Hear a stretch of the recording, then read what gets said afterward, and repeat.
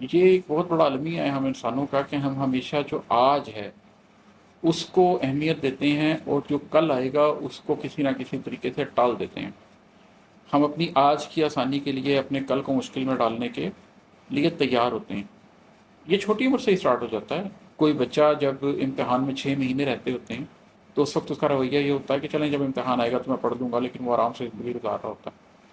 زندگی کے امتحان کے ساتھ ہم بڑے ہو کر بھی یہی کرتے رہتے ہیں۔ جب آپ اصولوں پر زندگی گزارنا شروع کر دیتے ہیں تو پھر آپ فیصلے اصولوں پر کرتے ہیں، اس پر نہیں کرتے کہ آپ کا کسی شخص سے رشتہ کیا ہے، اس پر نہیں کرتے کہ آپ کو پسند کیا ہے ناپسند کیا ہے۔ اور پھر آپ اپنی ذات کے لیے تو انتقام سے باز آ جاتے ہیں، اپنی ذات کے لیے تو غصہ چھوڑ دیتے ہیں، اپنی ذات کے لیے تو نرمی اختیار کر لیتے ہیں، لیکن آپ اصولوں پر سمجھوتا نہیں کرتے۔ جب اصولی بات ہوتی ہے تو پھر آپ ڈٹ کر مضبوطی کے ساتھ سخت لہجے میں اس کے اوپر قائم ہو جاتے ہیں۔ اعوذ باللہ من الشیطان الرجیم، بسم اللہ الرحمن الرحیم۔ آج اپنی کتاب کیمیا گر کی ایک اور غزل آپ کے ساتھ ڈسکس کرتا ہوں، اس کے اشعار پہ بات کرتے ہیں۔ اس کا مطلب ہے کہ کہو اس بے امان نگری میں چارہ کر لیا تم نے، کہو اس بے امان نگری میں چارہ کر لیا تم نے، کسی القلب لوگوں میں گزارا کر لیا تم نے۔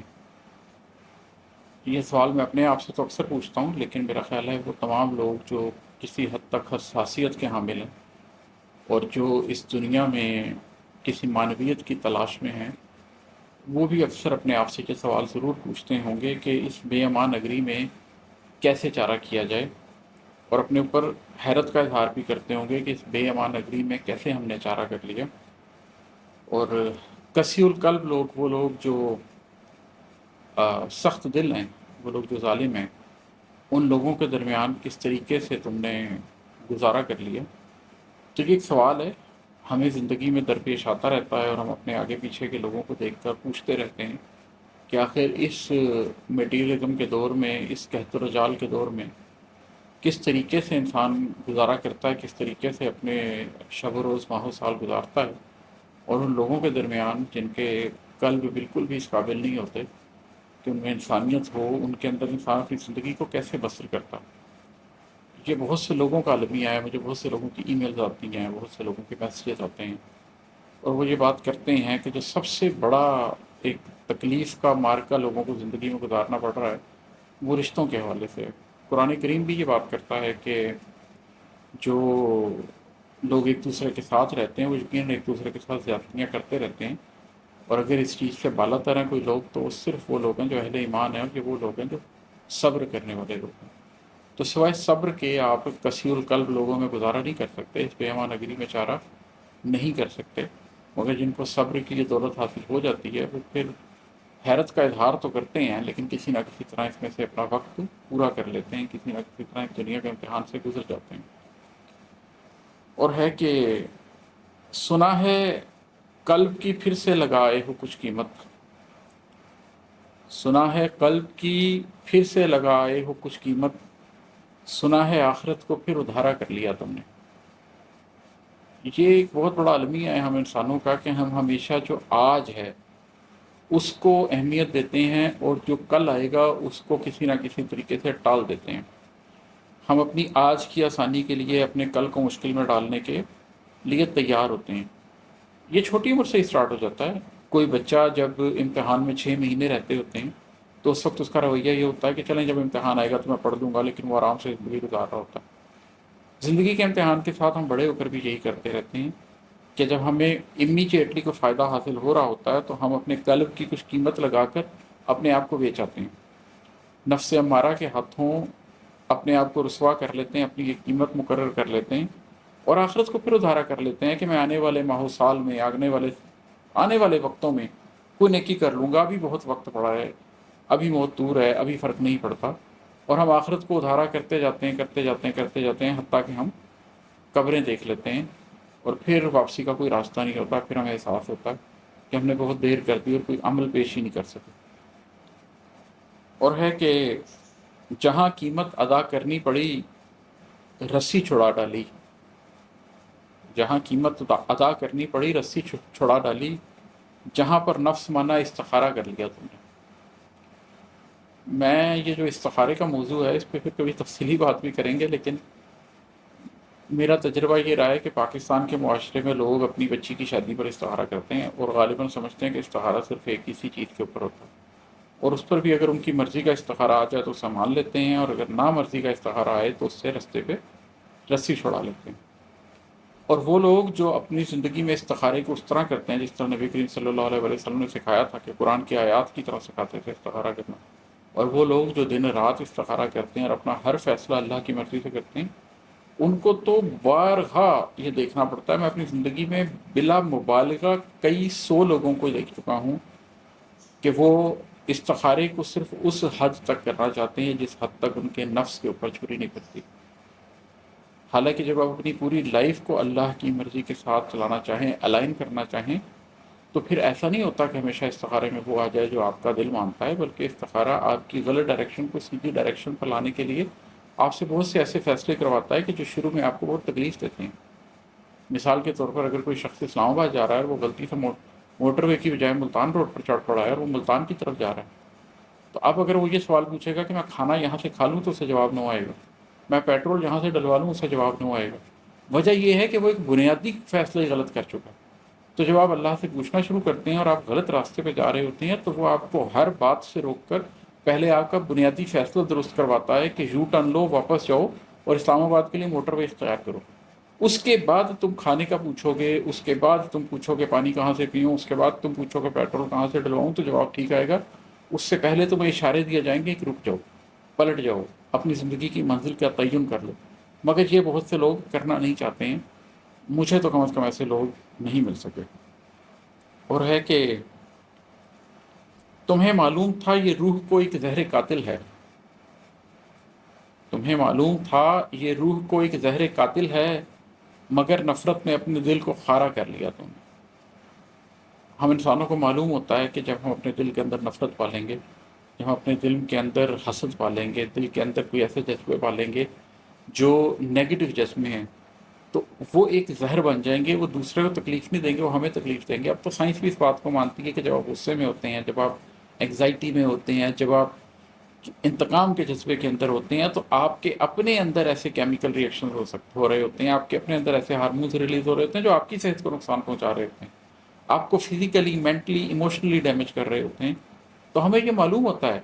کہ یہ ہمارے لیے ایک زہر قاتل ہے، مگر ہم پھر بھی زندگی میں ان جذبوں کے ہاتھوں، ان غصوں کے ہاتھوں، ان انتقاموں کے ہاتھوں اپنا ہی نقصان کرتے رہتے ہیں۔ اور جن لوگوں کو روح کا ادراک ہو جائے، جن لوگوں کو یہ معلوم ہو جائے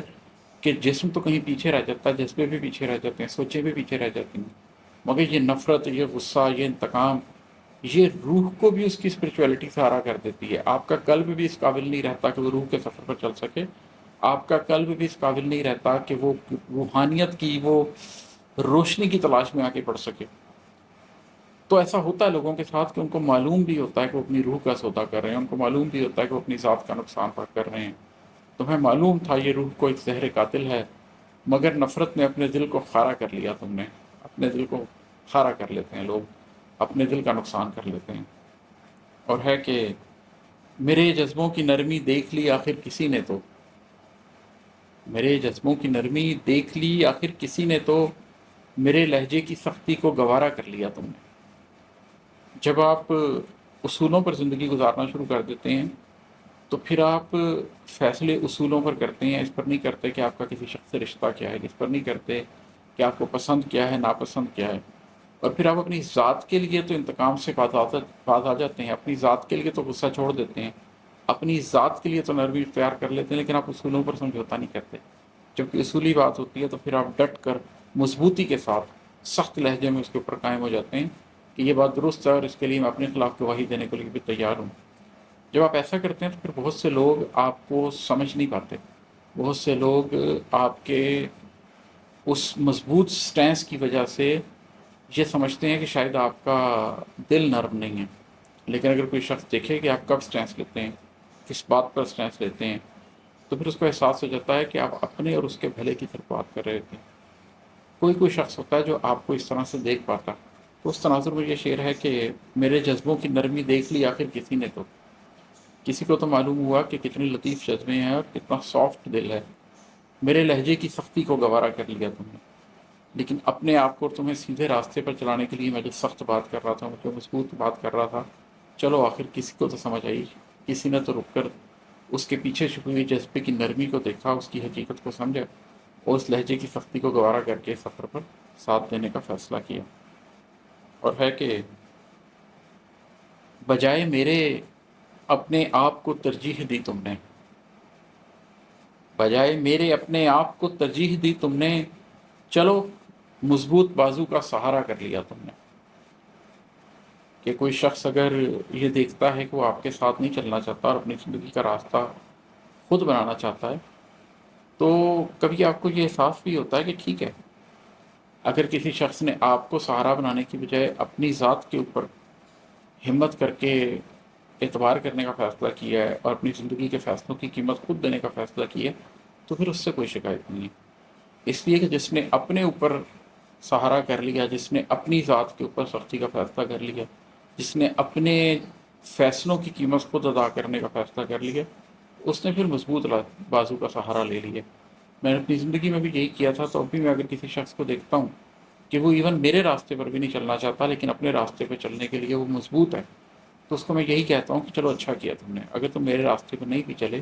کیونکہ اگر تم نے اپنا سہارا کر لیا پھر تم نے مضبوط بازو کا سہارا کیا۔ جو شخص اپنی حفاظت کرنا جان جائے، جو شخص یہ سیکھ لے کہ کس طریقے سے اپنے آپ کو پروٹیکٹ کیا جاتا ہے، اپنا سہارا تلاش کیا جاتا ہے، وہ کامیاب ہو ہی جاتا ہے لائف میں۔ اور ہے کہ تمہارا درد تھا کچھ بانٹ دیتے کچھ اٹھا لیتے، تمہارا درد تھا کچھ بانٹ دیتے کچھ اٹھا لیتے، ملا کر میرے غم سے سب ہمارا کر لیا تم نے۔ کہ تمہارا زندگی میں اگر کوئی غم تھا، تمہیں کوئی تکلیف تھی، تو چلو کچھ اپنا غم خود اٹھا لیتے، کچھ جو اپنا غم نہیں اٹھا سکتے تھے وہ میرے سے ڈسکس کر لیتے، میرے سے شیئر کر لیتے، کچھ تمہارا غم میں اٹھا لیتا۔ لیکن تم نے اپنے اور میرے غم کے درمیان ایک ایسا تعلق قائم کر دیا ہے، اپنے اور میرے غم کو ایسے جوڑ دیا ہے، ایسے گڑمٹ کر دیا ہے کہ وہ ایک ہو گئے ہیں۔ اور اب جب تمہارا غم نہیں رہا اور میرا غم نہیں رہا بلکہ یہ ہمارا غم ہو گیا، تو اب تو یہ ہمارا غم ہمیں ہی اٹھانا پڑے گا۔ اب اس کا سوال ختم ہو جاتا ہے کہ تم نے کتنا اٹھایا اور میں نے کتنا اٹھایا۔ تو ہوتا ہے کبھی زندگی میں ایسا کہ کسی شخص کے ساتھ آپ کا تعلق ایسا بڑھ جاتا ہے، آپ کے خون کے رشتوں میں بھی، آپ کے قانونی رشتوں میں بھی، کسی سے ایسا محبت کا رشتہ آپ کا بن جاتا ہے، ایسا درد کا رشتہ آپ کا بن جاتا ہے کہ پھر اس کے درد اور آپ کے درد میں کوئی فرق نہیں رہ جاتا، پھر وہ دونوں درد ایک ہو جاتے ہیں۔ اور پھر وہ کوئی بھی اٹھائے، بہرحال اس کو اٹھانا تو پڑتا ہے، اس کے اندر تمیز ممکن نہیں رہتی کہ کیا تمہارا تھا اور کیا ہمارا تھا۔ ایسے ہم راہی کم ملتے ہیں، مگر جب مل جاتے ہیں تو وہ زندگی بھر کے ساتھی ہوتے ہیں، اس لیے کہ درد کا رشتہ بڑا مضبوط ہوتا ہے۔ جو درد کے رشتے میں بندھ گئے وہ بہت مشکل ہے کہ وہ ٹوٹیں۔ خوشی کے رشتے ٹوٹ جاتے ہیں، درد کے رشتے نہیں ٹوٹتے۔ اور مکتا ہے کہ غم ہستی کے ساحل پر اتر آئے اماد احمد، غم ہستی کے ساحل پر اتر آئے اماد احمد، غم دوراں کی موجوں سے کنارہ کر لیا تم نے۔ میں نے بھی زندگی میں ایک ایسا وقت گزارا تھا جس میں غم دوراں کے سمندر میں اتر گیا تھا، اور اس سمندر میں بڑی لہریں ہوتی ہیں، اس سمندر میں انسان راہ بھول جاتا ہے، تحد نظر سمندر ہی ہوتا ہے۔ لیکن کوئی لوگ کسی طریقے سے اس سمندر کو پاٹ لیتے ہیں، رستہ کراس کر لیتے ہیں، اور غم دوراں کے اس پورے سمندر کو کراس کر کے غم ہستی کے ساحل تک پہنچ جاتے ہیں۔ اس کے اوپر میری ایک پوری نظم بھی ہے جو اس چیز کو ڈسکس کرتی ہے کہ کیسے لوگ غم جانا کی وادی سے نکلتے ہیں، کیسے غم دوراں کے جنگل تک پہنچتے ہیں، اور پھر کیسے وہ غم ہستی کے ساحل تک پہنچتے ہیں۔ اگر موقع ملے تو وہ نظم بھی ضرور سنیے گا۔ لیکن بہت سے لوگ غم دوراں میں ڈوب جاتے ہیں، میں اپنے ارد گرد دیکھتا ہوں کہ پوری پوری زندگیاں غم دوراں میں ڈوب جاتی ہیں، ختم ہو جاتی ہیں۔ کوئی شخص غم ہستی کے ساحل تک پہنچتا ہے، اور جو غم ہستی کے ساحل تک پہنچتا ہے اس کا پھر اصل سفر کا آغاز کیا جاتا ہے اس کی طرف سے، اس کے پھر اصل سفر کا آغاز ہوتا ہے۔ وہ پھر زندگی کی معنویت کو سمجھتا ہے اور حقیقت کا سفر آغاز کرتا ہے، اللہ کے راستے پہ چلنے کی کوشش کرتا ہے، روح کے راستے پہ چلنے کی کوشش کرتا ہے، اور معاملات کی اس حقیقت کو جاننے کی کوشش کرتا ہے جو آخرت میں اس کو درپیش ہوں گے۔ وہ اس مادی زندگی سے آگے کی حقیقت کے اندر ضم ہونے کی کوشش کرتا ہے۔ آج کے لیے بہت اتنے ہیں، شکریہ، السلام علیکم۔